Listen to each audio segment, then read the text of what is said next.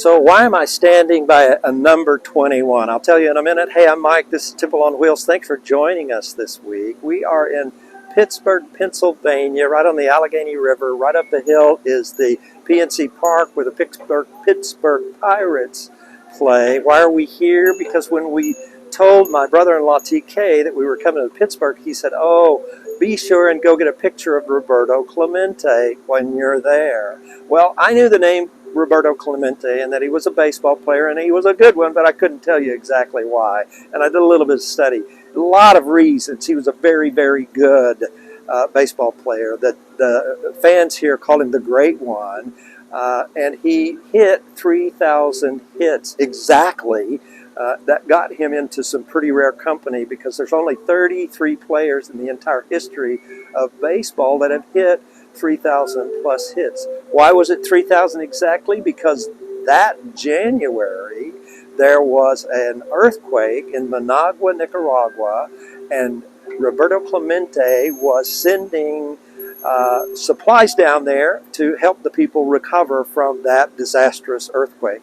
He had sent 3 plane loads down there previously, and he got word that those supplies weren't getting into the people that needed them the most. So on the 4th trip, he was going to go on the plane with them and see if he could have some influence on getting those supplies to the right area. So that was in 1972. My brother-in-law was 12 years old, and to this day he says that Roberto Clemente is one of his biggest heroes.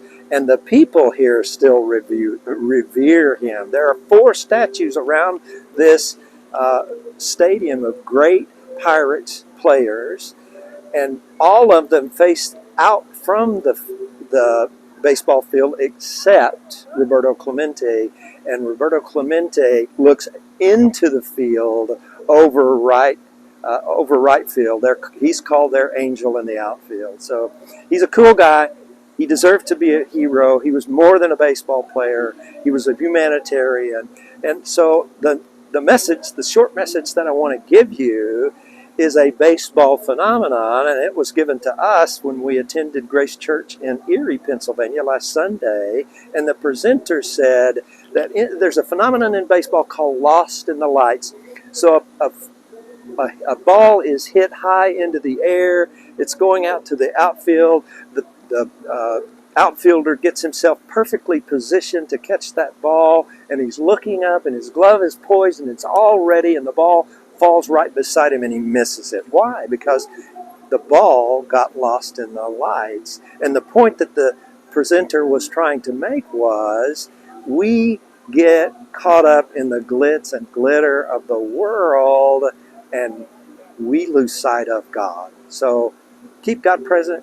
Don't lose sight of him. That's my message today. Thanks for joining us on Temple on Wheels. See you next week.